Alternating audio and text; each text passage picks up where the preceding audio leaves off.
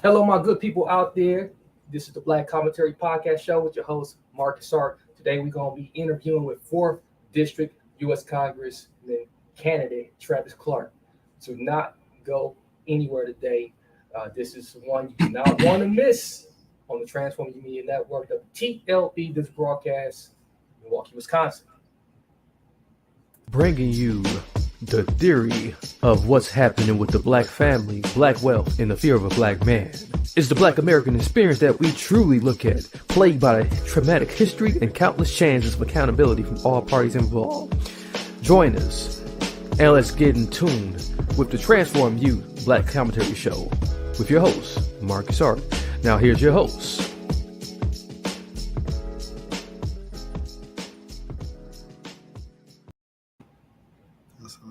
All right. So we back. And as promised, I got my guest with me today, Mr. Travis Clark. What's going on, brother? What up? Man, glad to be here, brother. Glad to be here. Share, a lot of things with you guys and your audience today. So just glad to be here and, let's get a lot of stuff off my chest, it's like I say. Yeah. So, it's a question that, comes up a lot. And I'm just gonna go right into it before we even get the chance to know your background, right? And before we get a chance to know who you are, why did you do this? Why are you doing this? Hey, you know what I'm saying? Is basically everybody asks me that question, why did I get into the element of politics? I just kind of just break it down and say, look, it's more like this is just basically God's plan. You know what I'm saying? Literally, when I be listening to Drake, you know what I'm saying, and his God's plan is really relatable to how I feel to where I'm at right now, because I would never believe that I would be going to get 1,000 signatures to get my name on the ballot to attempt to run for a political office like U.S. Congress at that. You know what I'm saying? So this is mind blowing to me at the same time. But it's been a long journey for me to get to that, to where I had to learn and educate and what God put me through a lot of stuff to get me to the point to say, okay, I need you to do this for a reason. So I just tell everybody this is more like God's plan. Hey man, I like that, man. One thing about it is when you go out to do something, and especially if it's coming from the big man, you got to answer it. I think a lot of people today is kind of, I don't know, man. They just floating through life, and we get nudged into different directions, and sometimes we won't go that direction. We'll go another direction and find ourselves making a lot of mistakes. And when we talk about mistakes, let's talk about mistakes. Right, man. We all had our fair share of mistakes. Right. But there's a lot of mistakes going on in our political system. Right. In our government, in our city right now, in our state. Right. What's some of them that stick out to you the most? You can start all the way back to it's when you say mistakes in our political system, we all make mistakes. Right. You know what I'm saying? So we not a perfect human being. You're going to continue to make mistakes, but the thing about it is growing from the mistakes and understanding those mistakes that you made. Sometimes an individual may bump their head one or twice back on the mistake. But it's learning and growing from the mistakes. And it's the same thing within our political system.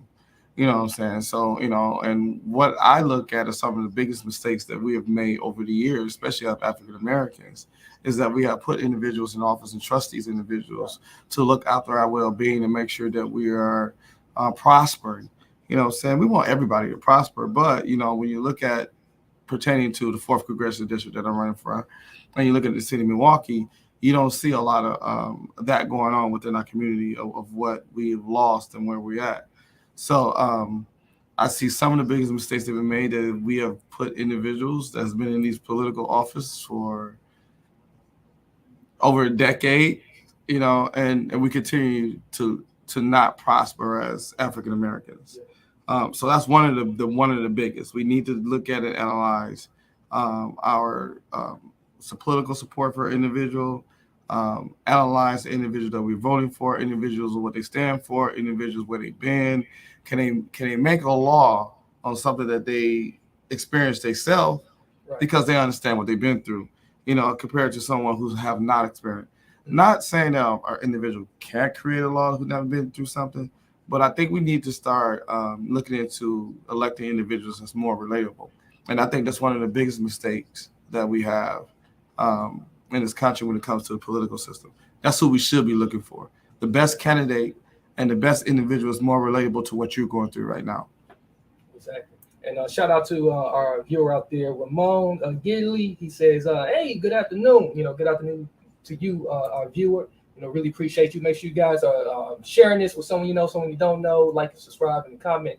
So, like, man, when you say relatable, man, like now this is where we get the chance to know you.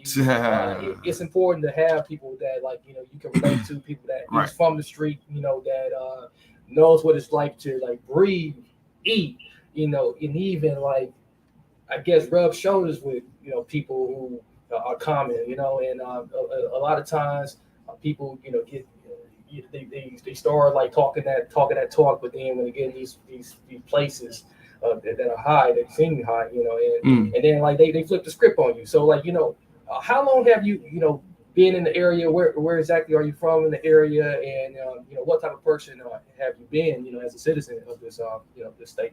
Well, I've been in Milwaukee probably since I was 5.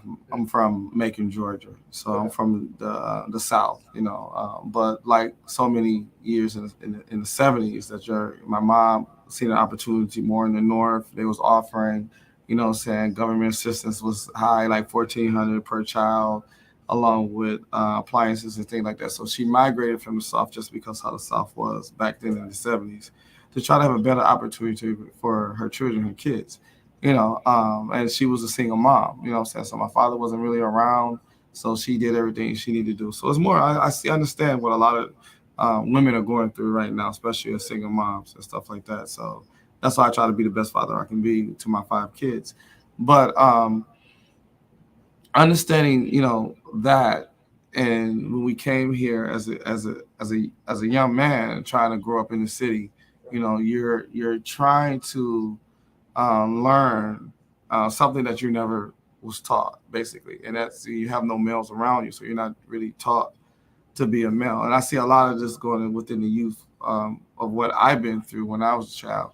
So as a teenager, young adult, I got into a little trouble. Wasn't listening to mom like a lot of these kids are doing right now, and in the streets of Milwaukee. So I kind of I grew up on the South Side. A lot of my upbringing was on the South Side of Milwaukee. I grew up around when there was the Latin Kings and the Cobras and the 2-1s and stuff like that. Ooh, so back then, so it was heavily gang related.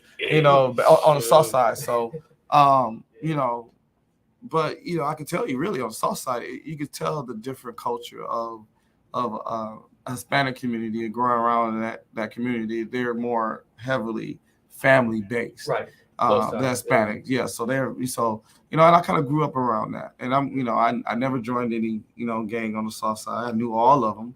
I just played basketball with them at South Division, So they kind of knew me. So I was kind of walked the whole South Side. I was able to right now no one would ever decide to walk from 13th and Lapton to where I live at, which is right across from South Division, to in low income.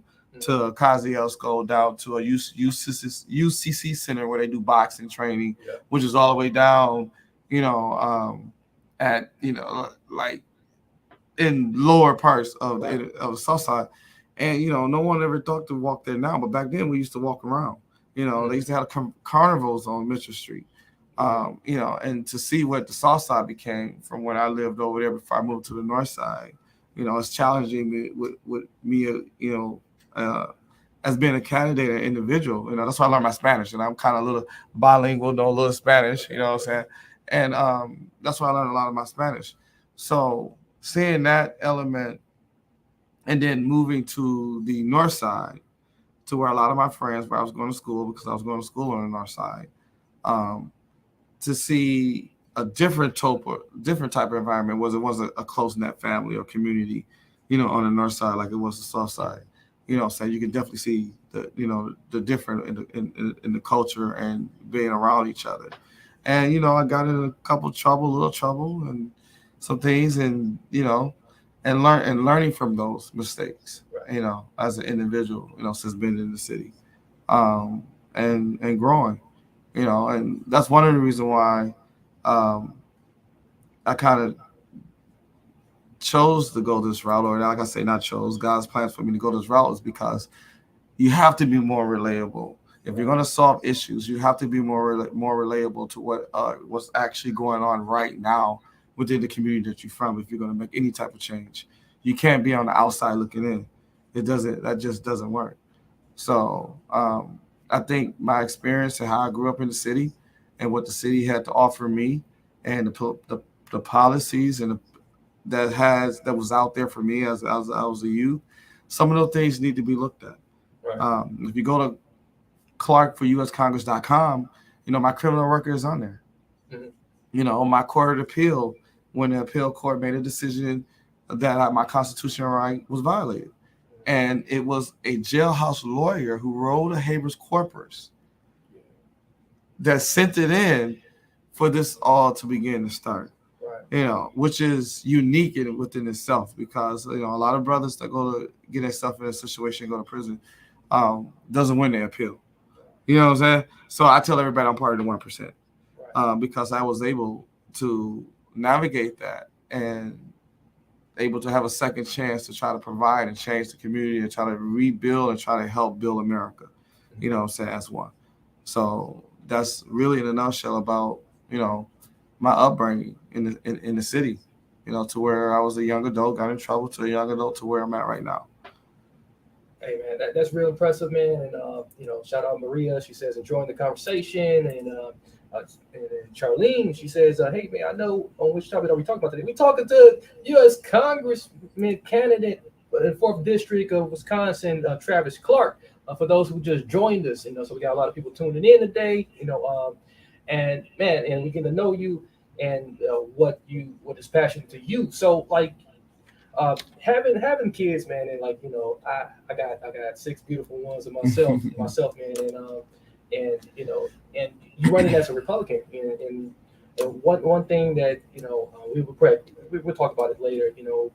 A lot of people tend to question, especially in a heavily Democratic, we influenced city. This is clearly a democratically influenced city. We have that of a current sitting congresswoman who's your obviously the incumbent. Gotta win the primary first. Gotta win the primary. Gotta win the primary. Get past the primary. You know what I'm saying? Then we can have. Let's have these conversations. Yeah, but before we get to that, why be a Republican? Why be a conservative? Well, I get that question a lot. You know what I'm saying? As in being a Republican, right. And I analyzed while I was in prison. Okay. You know what I'm saying? I did a lot of reading, did a lot of analyzing and stuff like that, because I wanted to see, well, how did I end up here? Right. Like my mom did so much here and stuff like that. So how did I end up within this situation? And I had kids at the time. I had a daughter that was, being born and things of that nature. And I did a lot of reading, and I wanted to kind of see, and politics and political stuff controls every aspect of your life. Right. So for how much you get sentenced, to your wages, to the air you breathe, to your security, to everything. So I wanted to learn a little bit about more of the politics and the legal system as well, because now I won my appeal on the constitutional violation. I would have never knew that. Right. It was him who looked at my case and found it and said that we need to send this habeas corpus, we need to send this over here to Waukesha, et cetera, et cetera. So, and when it started happening, I'm starting getting these court dates and everybody's coming through, and then my lawyer called me and said, hey, well, some mistakes was made. So you're able to get out sooner and stuff like that. So, but I'll shout out Lena Taylor, was actually one of my lawyers at that time, you know what I'm saying? But so I was able to kind of navigate that. And what I would learn is that, and I started looking at the TV and stuff like that, and it was election going on at the time, and it was more of hate these individuals, hate the Republicans, hate, don't understand them, they're racist and stuff like that. Well, I'm a type of individual that you can tell me everything that you want to tell me, but you know what I'm saying, coming from the inner city streets, I got to figure out stuff for myself. Right. And I got it. And that's what I wanted to do. I took what you said and what individuals saying about the Republican Party, but I wanted to learn more. And at that time, when we were learning more, when I got out, I started going to different events to try to get educated on why individuals feel like Republicans are bad and stuff like that. So, and I did that. I mean, I knew me as being an individual and coming where I come from, I'm not the type of person you can change. You know what I'm saying? And all that, like that, so I knew that wasn't going to happen, as me being something or following into their footsteps as advocating for this or doing this or doing that. It was really more of me educating myself to see what was the difference between two different parties. Right. You know what I'm saying? And how this could actually benefit my community was really the element of the key of me looking at the Republican Party. So when I started getting over there and started meeting the former Governor Scott Walker and, Paul Ryan and Ryan's Preves and started meeting a lot of individuals, I learned a lot. I learned a lot with them. And, coming from the South, Macon, Georgia, that been in church with my grandmother 7 days a week. Yeah. You know what I'm saying? Making biscuits down there. My upbringing is more relatable to conservative, you know what I'm saying, as it pertaining to, church and things of that nature. Right. You know what I'm saying? So as I look at that element, I remember a lot of conversations me and my granddad had before he passed. He died at 109, military veteran. Understanding the multiple conversations that me and him had, I was able to now to be in a position that I'm in now to put those conversations that we had back then as a child that I never knew anything about what they were relating to now to where I'm at right now, that now they're more relatable than ever than I thought they was relatable. And that's what kind of pushed me more side on the conservative side, you know what I'm saying, because I was able to connect those dots years later to now to be a Republican. But not only be a Republican, actually be a voice because they don't have all the right answers. Right. And they're not, some of the individuals are good in nature, as in trying to accomplish and achieve goals and are pro-American and want to build America for everyone. But then you have some individuals, like both parties, that's just not out for that. Yeah. But I was more relatable to the Republican Party, and that's why I chose to run as a Republican. Just because of more of my Christian values and, my belief in God and things of that nature, along with some policy of being more independent, but also providing opportunities for others as well. But then it takes a jab at the Democrats because you don't have anybody like me on the side of the Republicans. Okay. You know what I'm saying? So now the Democrats are like, okay, we know Travis and stuff like that. He's more relatable to individuals that we're telling to vote Democrat and put our individuals in office. But no, now it's more of like, hold up, time out. We need to play the middle and let's really get an understanding of what we're trying to achieve, not only as a race, but as being Americans, to make sure our Americans are benefited before any other individuals does in this country. Okay. So like, man, like some people will say that like going into this race would be an uphill battle for you, even just to get through the primary, because like, you might get outspent. Now, what would you say that your ultimate goal is, even going into this election? This election is I think I'm trying to educate individuals, say this is a key element for not only our race, but for America as well. The outspend, if I get past the primary, the biggest thing is that I want to get back past the primary. Yeah. I think the more of the outspend is going to hurt the opponent, because now you have to put more of your message out there. And my message is more of the reality. You know what I'm saying? We're talking about 300 and some homicide bodies We have record number homicides within the community in Milwaukee. We have no economic development on the north side where they took down Capitol Court and put Midtown. You turn out way north side to where we had a mall there and put a trucking company and an industrial company. So when there's no economic development on the north side of Milwaukee, and you're doing a whole bunch of economic development in the downtown area, you know, that's my message. My message is going to outweigh what you want to put out here, outspend. You know, me being a former concert promoter and have worked with a lot of celebrities that I know. I built relationships. You know, I've built relationships with Green Bay Packers players. I've built relationships with NBA players.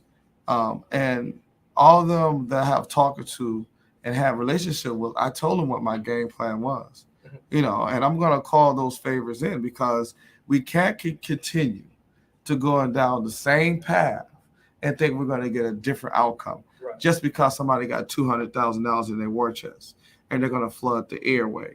You know, individuals got to understand, like, what you see on the news is what you see on TV. You need to start thinking about your individuality and the reality of yourself and how you're going to get out the situation that you're in. Because what they say on TV is what they tell you every time. Better education, crime. You know, it's a script that's been going on for years. My script is totally different. You know what I'm saying? It's more relatable. Let's try to get this done because this is the only time that we can get it done.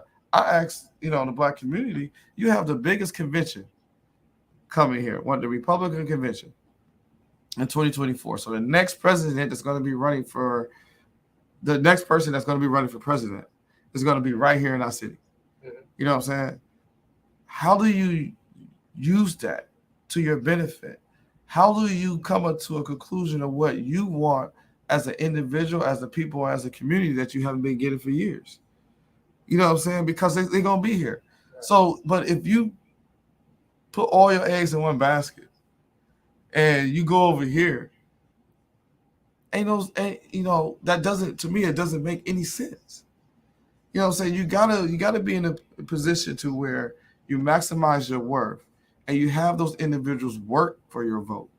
You earn your vote. What do you say you're going to do this? Okay, well, you say you're going to do this. What you going to do? We need something in paper.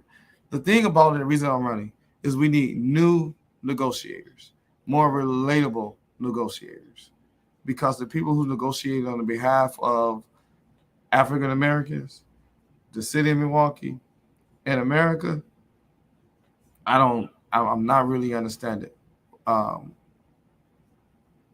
we continue to lose. How can you say that we're gonna have 300 some bodies in 1 year, and you cool with that? Yeah, and just looking at some of these comments here, like going back to Ramon, he said, I think Black Americans need more safety. Sometimes I face a lot of problems as a Latino. Jennifer Benson out there, she says, yeah, I agree with Travis Clark. You know, so you got some people that's definitely behind your message here, and like just talking about that homicide rate, man, that's continuing to climb and climb. Crime is definitely a huge issue, and it seems like that's something that you're very passionate about, and definitely with like the injustice that we see that's happening, in our community. What is some of the plans you got for that? You know, to kind of roll that back. You know, do you have something that's kind of like kind of thinking of doing to kind of deter some of these problems, and or how we can use some of our federal funds the right way, because we're not seeing it. We're right. We definitely not seeing it. And one of the things that I would definitely say we're dealing with the crime rate, and what my plan is as dealing with the crime rate. Instead of trying to defund the police, I need to fund the police. And one of the reasons is that we need to. I'm calling for $150 million investment in the police department, and it's just understanding how those funds are being used. We can't spend $2.3 billion in downtown and create this massive area to where we can bring in conventions and bring in extra revenue, for the city and not modernize our police force. That's just ludicrous and stupid. It's not going to happen. So I'm asking for a new command center to be built downtown. I'm asking for funding for drones to be on our cop cars. So therefore, and have that command center to control these drones. So when an officer is responding to a situation, that we have a drone that's already fuming and taking care of exactly what's transpiring in that particular area. So with those officers, you can save money because some of those cars could be single man officer with a drone on top. So you can save funding that way. It's multiple things that we can do if we can just try to focus on what needs to be done instead of the bad element of what individuals trying to highlight when it comes to engaging with law enforcement. That's a problem. I'm not saying it's not a problem. Something that we need to address. But however, we have to understand that we need them as well. You know what I'm saying? And we have to put money into them. I got kids right now, I know cousins and stuff like that sit at home and play video games all day. Create a program within the school system of NPS, you know, saying to where individuals can learn how to fire drones. So when they graduate from high school, if they ain't going to college, they can go right into the police department and be a legal aid like they had, aid, and then run and then be a part of the drone program since they want to deal with video games. You know, that you can do. The second part is get everybody a Ring doorbell. You know what I'm saying? A Ring doorbell. Get everybody a Ring doorbell. You know what I'm saying? Because if you truly want your community and your environment and your kids and grandkids to go out there and be safe out there, having a Ring doorbell to make sure something happened and you can be able to provide the footage or whatever, if something happened to catch the individuals doing it, then that's who the person that we want out of our community. Even if they look like us, they're not like us. We want to hold them accountable because our youth is not growing. You know what I'm saying? We're killing our youth. So, you know, they're talking about abortion, they're killing an abortion. Well, yeah, so parents we in a double set. 88% of the crimes that happen in Milwaukee is happening to African American. So if you don't abort your kid, but see a little later sometime, you may lose your kid to the violence that's going on to the community. So there's multiple things that we can do. You can put technology where you can put a person in a cell. That cell can read that person's temperature, body weight, heart rate. We have technology out there. Put the money and use it to technology and give the officers and the departments what they need. And then you can probably create and get rid of a lot of this element where you have people against the police. Now, if you're out there doing something you know you're not supposed to do, you know, you're taking those chances. But you understand that you're taking your chances because you don't say if you're in that street and you're doing that, you're taking those chances. You know, so and they're gonna hold you accountable of what you're doing. That's just point blank. It ain't that the cop, you know, pinpointing individuals are doing this or doing that. Like, come on now. You know, if you're in a high crime area or something's going on, you look suspicious, stuff like that. I want those officers to make sure that community is safe because these kids need to grow up and be out there. Now, if you doing something, then, you know, I was that individual years ago. You know, I didn't make this city safe. You know, when I was a younger youth, you know, and I see the elements that I did or what I was involved in, you know, and what the consequences was for me and what I turned the city into. So it's only me now to speak out on that and say that we need to do things totally different. Give everybody a Ring doorbell and invest in the police. Okay. So like Wilson out there says police needs to be more friendly. Hope you will look over this matter as well. I think he kind of touched this on. I think, you know, something with, you know, what you suggest about like modernizing the police, you know, single man police cops, you know, with the drone, that kind of does takes a lot of stress away from the police. You know, if they have a way to kind of engage the community with less confrontation, you know, mm-hmm. That sounds like a more modern approach, like, you know, where they don't necessarily have to like kind of be on the street as much. You know, you don't need such a huge police force if you kind of modernize it that way. Is that the angle you kind of go on? Well, I mean, me personally, I don't think the individual having definitely to modernize it. Officers and individual itself, I think those are definitely always going to be needed because that encounter needs to be there. The drone only can do so much. Right. You know what I'm saying? So if you got one officer responding to a situation, you got the drone, he may need backup, you know, and stuff like that. So we definitely need the bodies on there.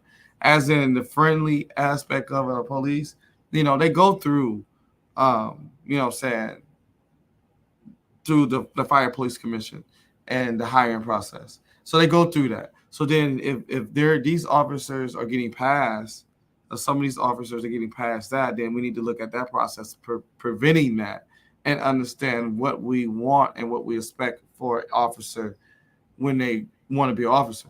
And to me also, the pay need to be increased for an officer, because you have to look at what officers are going through every day. You know, somebody rob your family, you shoot somebody or whatever. These detectives and the officers put in a lot of hours in and taking themselves away for their family just to get you, you know, accountability to whoever may have took your lawnmower, whoever more broke in your house, whoever stole your car to get back and forth to work. We need them. You know what I'm saying? And I don't think the pay is really adequate for them. You know, I mean, they have a bad element of them. We got bad officers in the bunch that does something. Those need to be, you know, moving, you know, out. And then my thing is this: like, officers know what officers are bad.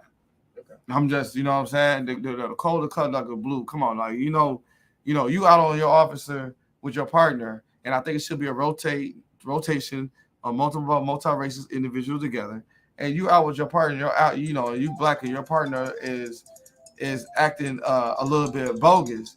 You know what I'm saying? You could be like, hold up, bro, like, you know, and then it could be a review board, as in letting them know that, okay, this was an encounter with a citizen, this is what it did. You have to, you know, come up and say that, because it's damaging the brand of you being a police officer if you don't, you know, and that's the issue. Now, if you get into a shootout, you worry about this officer that got your back, that you got to shoot, and then you got another suspect you got to shoot, and you don't know if he's going to have your back because you didn't have his back. Like, we really need to get that element together within our officers, and that's where it comes from our top leadership, from our chief, along with DOJ and the standard operation procedures that need to be for those officers to get around that. But a lot of officers got to understand, if you don't speak up, it's damaging your brand. Okay. You know. All right. So we're going to take a quick sponsor break real quick, so I can just address some bills real quick. Okay. Okay. No problem. Yeah. So those who are watching, okay, camera's back on me now. So you know, if you guys been watching, we thank you. Thank you for all the love you guys are giving me out there, and giving Travis as well. You know, you can check out his website. It's Travis Clark. US. What's the website? One more time, Travis. What's Clark for USCongress.com. Clark for USCongress.com is where you can check them out. Clark for USCongress.com, where you can check them out. And while you're at it, you definitely want to share that website with someone you know, someone you don't know. And shout out to our sponsor, North Bay Freight, who continues to support us in all that we do. They allow us to use additional facilities whenever we need them. They are there to back us when we need to pay a bill. So we appreciate North Bay Freight for all they do. You can find them on Facebook or Instagram at North Bay Freight. We also want to acknowledge that you check out Brother Augustus Vaughn's Wisdom Library at augustusvaughn.com. Check out the Wisdom Library over there. He has a galore of different books and all that good stuff. And modern day federal services. You know, if you're looking for some of that good artistry support, you know, if you're in the music industry, you know, modeling, whatever you're doing, modern day federal services got your back. And you know, check us out over at transformuradio.com as well. You know, that's some good background music. Check us out at transformuradio.com to find out more about Transforming You Network, WTLD, broadcast, Transforming You Radio North Wisconsin. You'll get more background information. You'll be able to contact us there, find our socials there, find more of our other shows there as well. So we're about to get back to the programming and get to know what's in the plans for Mr. Clark. All right. Okay, so we are back.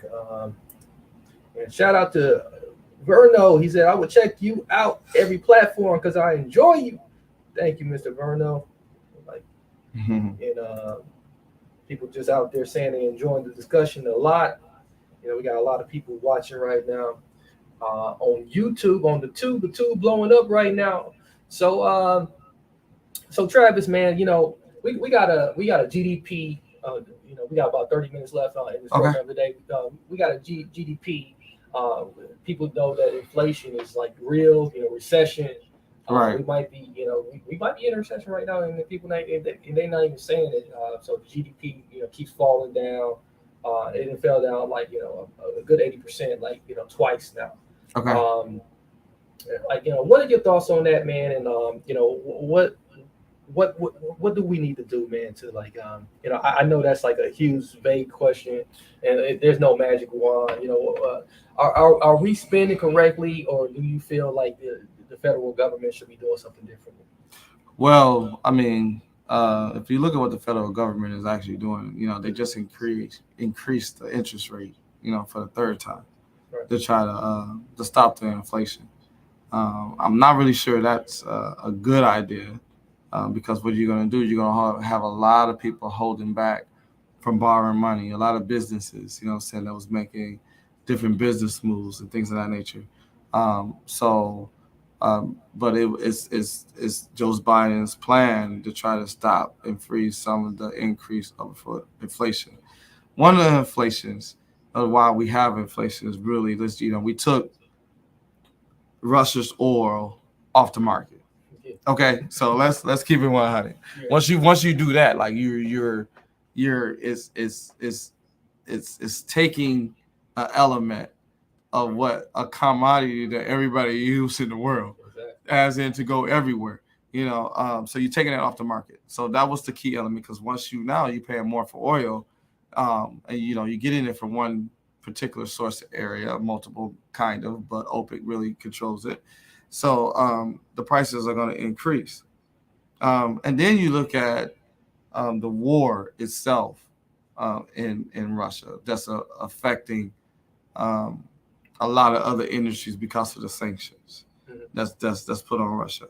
So inflation, along with coming out of COVID, that you just injected trillions of dollars within the community. That's what you did. So when all those stimulus packages, checks, and a lot of things that they was giving individuals during COVID, you just put in I say steroids.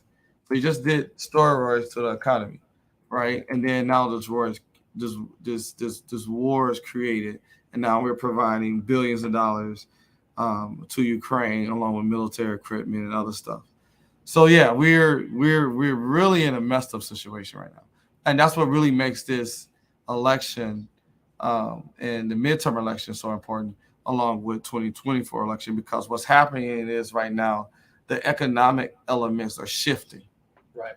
You know what I'm saying? And it's really individuals really to understand that, and it's shifting now.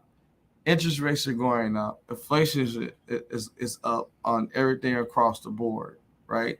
Some wages are going up, but the wages actually to meet the thresholds of what inflation is, you really need to be making like $32 an hour. You got that right. 15 Okay. ain't gonna cut it. Right, no. The big 15 push back then? Right, exactly. So they probably, the restaurants ain't finna pay you no $20 an hour. No, right, let's just keep it at 100.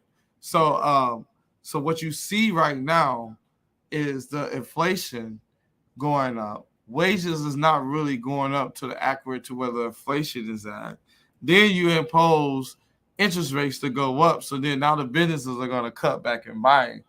Now we're in this shift to where you have two type of economy, equal, poor, rich, all this stuff, all in this basket trying to come out to see what the issue is. And COVID just really just put the nail on the coffin. But the two things that I wish I was actually in Congress right now is because they just signed a bill for the chip bill, the bill to start making these chips in the U.S.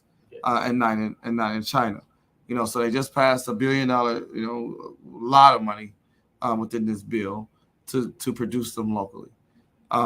Secondly, we're providing military equipment to these foreign nations, $40 billion of U.S. dollars. I would like to see a guarantee to have that money buy military equipment. So with Oshkosh truck, that's up in Wisconsin, that's getting billions of dollars um, in military equipment. We need to look at that as helping and putting those jobs that can pay $32 an hour. Because I'd rather pay somebody $32 an hour as a taxpayer on a military contract than have that person sitting at the crib getting food stamps, health care, rent being paid, and daycare and just sitting at home. Not saying anything bad about that. But however, just keeping it 100, I would rather pay a person $32 an hour to be working at an Oshkosh facility in the central city of Milwaukee where L. Smith used to be, or a factory that's going to build these chips, or working with, where Foxconn used to be at, and working with Elon Musk and say, hey, one of the things that I did do is that I'm reaching out to Elon Musk and I'm reaching out to these individuals that has these factories to come visit and tour Milwaukee, especially the north side. Oh, yeah. You know what I'm saying? Because we are losing, you have the Allen Bradleys, you have the Harley Davidsons, you have the Briggs Strattons, you have all these companies that really help build the minority middle class, the black middle class. And that was the area to where you see where Midtown is today. All those homeowners over there that worked at L. Smith or those jobs, that they'll sit there and bought their first home, live there, and raise their kids and send them to MPS schools within that area, and making sure the schools are good. That's one of the main reasons. You see, that's not what it is today. Mm-hmm. And you can see the environment on the north side of what it is today. Yeah. Shout out to Verno. She says, so you have lots of plans. Got to have plans, man. Can't be out here with no plans. Yeah. So like another issue, man, that's really important to the American population, and really, man, it is really affecting like the black population. The inner city is like healthcare, man. But more specifically, one that like I advocate for a lot is like mental and behavioral health, man. Mm-hmm. We know that like there's a lot of people who don't have access to this, and we just not seeing enough investment going into mental and behavioral health services. What is your opinion on that? What do you feel like since COVID, 2-year journey into COVID-19, that we want to see, that we should see a more investment towards like things like mental and behavioral health? And is there anything else we need to do to expand in the healthcare sector? Well, of course, I had COVID. In 2021, I was off for 6 months from work, and and it took me through a large up and down transformation, as in mentally and physically and stuff like that. So I understand, and we definitely need to invest into the mental health and continue to see exactly what's going on and how COVID affect the body. It's something new. Doctors are not really familiar with. I'm still being infected with symptoms and things like that with COVID. So it's something that we definitely need to invest in. I've always been an advocate of mental health because what we went through as people, 400, everybody keeps saying like, oh, that was 400 years ago, your ancestors went through it. Yes, but it's in our DNA understanding what we went through. And we really have not really got over it and really understand and had the mental health that we need to get over what happened to us 400 years ago in this country, and that's just facts. You know what I'm saying? It could be a reason why we're quicker to take a person's life that look like us easier. You know what I'm saying? That it doesn't mean anything to us. The 80% on black crime, the 21 people that got shot down at the Bucks game. You know what I'm saying? that was black. All that, saying we quicker to do that. So of course we, as an individual, as a culture, as a black people, has a mental health issue. And we just need to come to the realization of that and say we do. Now, who should be paying for us to help deal with this situation? Of course, the federal government. We're probably one of the races that probably never really got what was really owed to us, and that's the 40 acres in the mute.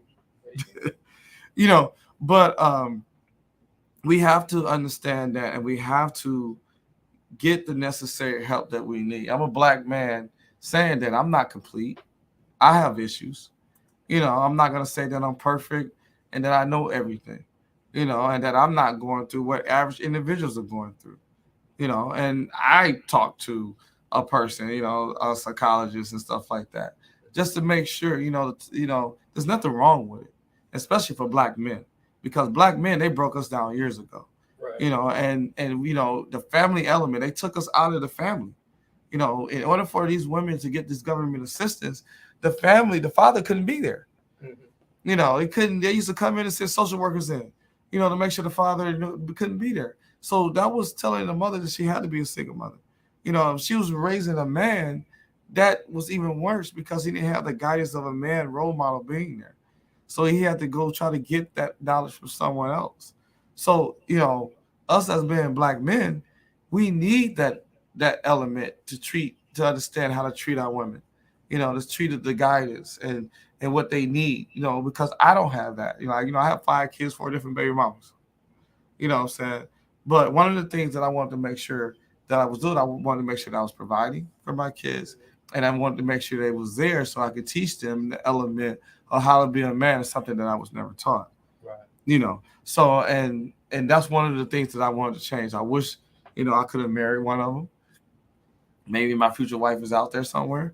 But I also want to make sure and be there and not continue the transition of what we're going through. So mental health is the key, because our women are going through some things as well, because they're meeting men that are putting them through. I can imagine the women, that I've dated or my kid's mother that feel that, they need some type of mental health dealing with me, but, we're not complete men, and a lot of people need to understand that, you can have both father and mother in the household, which is actually good and rarity, but it's good, but it's also educating yourself and then coming to be that perfect man. We don't have a lot of individuals like that.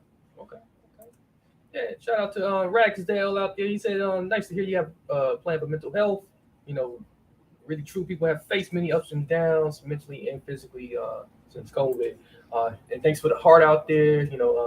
Appreciate them hearts, appreciate them likes. So like, man, when you talked about the situation that happened down by Pfizer after the Bucks playoff game, and it's been a lot of these mass shootings that's going on, and a lot of times, the language you hear out there is like, oh, we need more gun control. We need to probably take away the Second Amendment, and this. How do you address that? How do you balance like hearing people say like, hey, gun control is the question. We just pass more laws to make sure people don't get guns. What are your thoughts on that? Guns, everybody always asks me, are you pro Second? Look, I pro Second Amendment. I'm from, like I say, Georgia. I was like, I grew up in here, but I used to go back and forth for the summertime with Georgia. My granddad used to drive around with a pistol in his car all the time. It was legal back then in Georgia. Okay. So it's still legal to be able to have a firearm. I don't think the guns are actually the problem.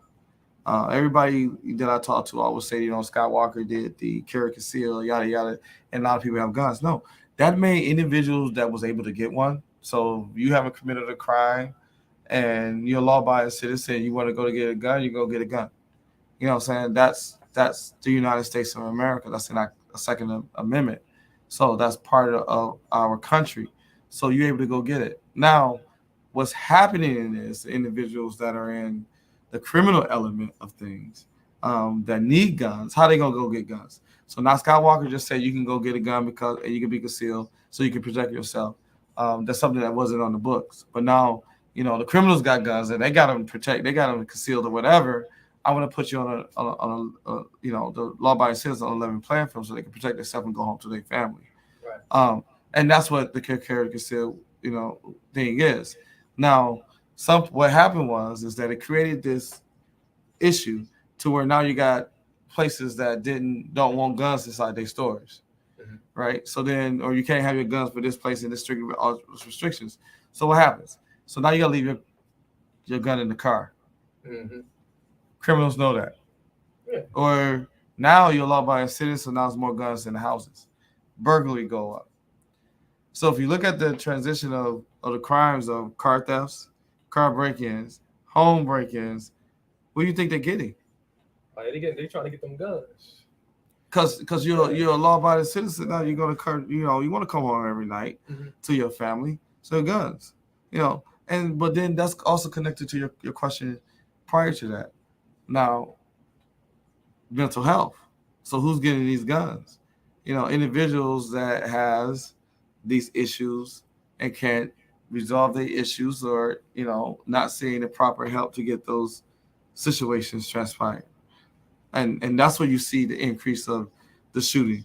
You know what I'm saying? I lost a friend over a video game. My barber, Jada Barber, that got killed over a video game. He gets shot. And then I know there's another friend that's downtown that they fight and they pull out a gun and shoot. Then we just lost another barber, yesterday to a shooting. Then in Bar 107 out there on Brown Deer shooting, over a cell phone. So these are little small situations that you would think is small, that they're using direct violence to take someone's life. So that has to be related to like an element of mental health, along with what's going on with this current generation. It's a lot of mixed bags of stuff. Right. And it's for individuals that are running for political office to look at this mixed bags of stuff and understand how to resolve some of these issues. And the only way you're going to be that is individuals that's been through stuff, that's more relatable, that understand what's going on, to try to get some of this resolved, regardless of any political affiliation. So who should be responsible for these bodies then? Like the gun manufacturers, like Hey, I'm gonna put responsible, man. I'm gonna put it like this though. I'm gonna put it like this, right? So when you look at the Oxycontin, so you look at the war epidemic of Oxycontin, right? So this is a good way to explain it. Oxycontin. So the pharmaceutical people get you hooked on Oxycontin, everybody hooked on Oxycontin. Right. So then they found out that it's an opiate, which is a form of drug, right? And get you hooked. So then now they stop providing you Oxycontin. You're already hooked already. You know what I'm saying? So you already have a drug issue. So now you're going to the next drug of choice, that's an opiate, which is heroin. Right? So, but it started with who? The pharmaceutical. Right? So then now you get OD, you go get some heroin, and if it's laced with fentanyl, you OD. So then guess who getting the body? Guess who getting charged with homicide? The person that sold the heroin to you. Right? You know what I'm saying? Now, the heroin is in the inner city. So they get you the body, but originally who got you hooked was the pharmaceuticals. And I think they should be held accountable, but they are. So now they suing the pharmaceutical. They sue Oxycontin. The people who lost their loved ones, you know what I'm saying? They didn't OD off of Oxycontin. They OD'd off of the heroin and that was laced with fentanyl and things of that nature when they came to get that. So what's happening is, so they suing the pharmaceutical people who lost their loved ones, get millions of dollars in a lawsuit, right? Now they suing the Walgreens and CVS because they say they should have knew because they was providing all these pills to one individual. But the person that they're going to get criminally is the person who sold the heroin to them that was laced with fentanyl that they OD because they was on drugs and they needed the fix. I think everybody should be held accountable. You know what I'm saying? You shouldn't just go after just one. So when it comes to looking at that element of who should be held accountable, I think we have a lot of industries that should be held accountable of what's going on within these cities with your gun violence. You know what I'm saying? A lot of, along with the politicians. Because if I say I'm for the run for political office, I'm telling you to let me in your family, your family, your family, your family, your family, your family. Right? So if you lose a loved one, like we know somebody's going to lose a loved one, you know, it's just reality. It's a fact. I talk to so many every night.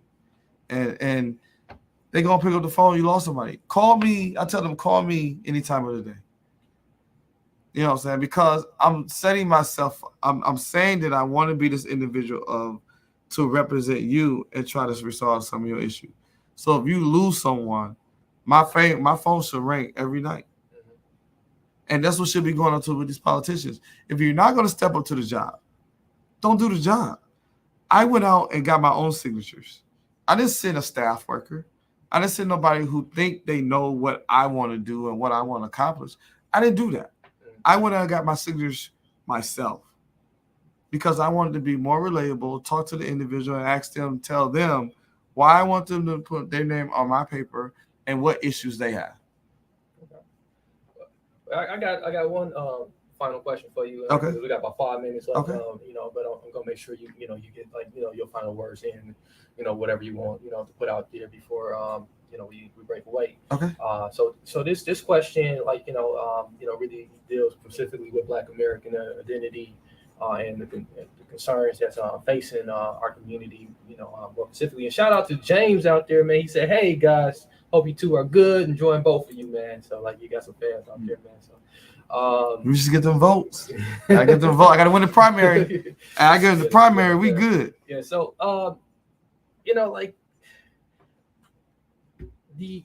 the black wealth, man, we know that it's an issue, and we know black businesses don't and shout out to James King, said politicians should be more reliable like you, so thank you James for that comment. So we know black economics, black wealth, it's a problem, man. It's small in comparison to to our peers out here in this country. One issue is it's starting to come up a lot more now. It's with homelessness and poverty. The poverty line it keeps moving up. So what can we do about that? Is there anything we can do about I don't know what that's saying. That's a problem. Don't worry about that. It's cool. Black economics is a key element for me, especially right now going to this election. So we need to definitely focus on the black economics. Poverty and homelessness is a key, especially within the city of Milwaukee. So we have to look at what we as the community has lost. When I look at the black community where I grew from, I see a totally different element. We had our own grocery store, our own liquor store. We used to go to Red Snappers for chicken. We had our own gas stations and things of that nature. So the generational wealth has changed because those elements and those businesses are still there, but they're just not owned by us. So we're not generating enough revenue within the black dollar to put back into our community to help our community to take care of some of this homelessness when it's pertaining to African Americans. And that is the key element that we have to focus on, that we have to look at. And that's one of the biggest agendas that I'm trying to accomplish right now when it comes to black entrepreneurship, because we have those. So one of my things with that I'm dealing with is working with, the biggest industry right now in the world is hip hop. We're everywhere. We're in every element of every entertainment industry. I'm reaching out to a lot of celebrities. A lot of individuals have reached back so we can talk about how we can generate enough revenue to take care of communities like the city of Milwaukee. So we don't have to go to banks and go to other situations. It's not going to provide us the income or the financial loaning that we need to build our side of town up. So when you look at when they took down Capitol Court, Midtown, you look at Northridge, you look at these elements, you wonder why we having issues when we go to Wauwatosa, Glendale, or these other individuals don't have the urban, knowledge of what's going on in urban communities. So do you have these encounters? Because we shop everywhere we got to go shop. We go shop outside of the city of Milwaukee.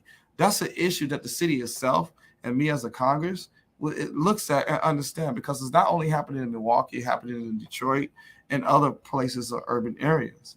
So we have to look at to fill those communities to where if you live within that community, you can shop in the communities, so then you have to go to a community that's not used of, I don't want to sound that those communities are racist or anything like that, but everybody attitude is different. Everybody thing is different. You're not gonna allow somebody to talk to you wrongly because you're a law enforcement officer. Give me respect, I give you respect. That nature.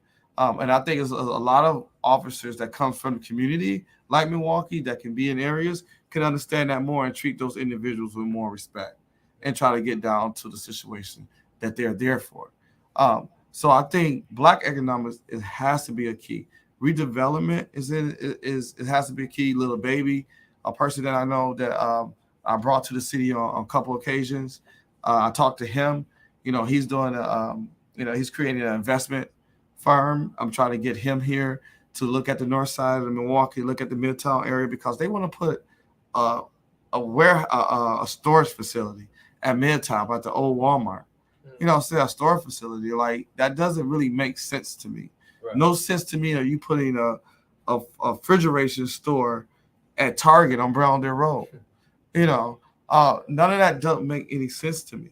So having someone like Lil Baby and Dirt and all these individuals that are elite rappers that's making millions of dollars, that wants to give back to the community where they come from and build their community up and provide the necessary resources and funding to build these communities. So that is the key. That's what we got to do, have those relationships. And that's one thing at me, me winning the primary is putting the right Republican in the position to say the right message, and that's the key. I'm telling somebody right now, I'm telling all the community right now, let's do something different. We got to try something different. When you go to that ballot August 9th, look, there's Democrats on there that you want to support, and I know there's no Republican that you want to support. I'm just saying, you've been supporting those Democrats for years. It's a bipartisan race. Look for my name on the ballot, scratch it out, and turn it in. You can vote for one person on the ballot and turn it in. And because I'm on the Republican side, which you usually don't tradition to vote Republican, and you can't vote Democrat and Republican or your ballot's going to be rejected. So I'm just saying, go to the ballot, one person, my name, and turn it in. Because then that gives your message, my voice, gives me a bigger voice, and it sends a strong message to the Democrats. And say, look, I don't like none of y'all. I don't know what none of y'all going to do. Right. You know what I'm saying? But I'd rather say, you know what? Let's try something different. Let's change the conversation. We have to change the conversation. We can't continue to have the same conversation that we've been having for years. We can't keep doing the same thing because nothing is changing. Something has to change. And I'm just telling everybody that, that's watching, the podcast, is like, just try it. Tell your mama, sister, auntie, look, let's get Travis to win the primary. Because if he wins the primary, he's going against a Democrat. And there's no disrespect to Gwen Moore. Love her like a mother. I know her, we talk to her, but we have to have a different conversation. If people are against me of saying that we don't need to have a different conversation, I don't get it. It's not about Republicans. It's not about a Democrat. I'm running as a Republican.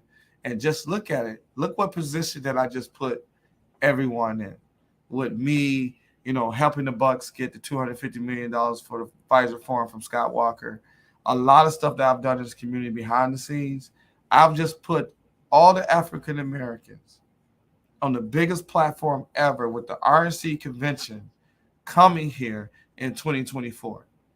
And the only reason that's happening is because the Republicans gave the necessary investment for Pfizer Forum. The Bucks owners know that. Everyone knows that. If we had the Bradley Center, do you think we'll be having the RNC convention? Right, exactly. So all the necessary investment with the hotel, Pfizer Forum, the convention center, we're bringing necessary values of money within this city right now, right? That's what we're doing.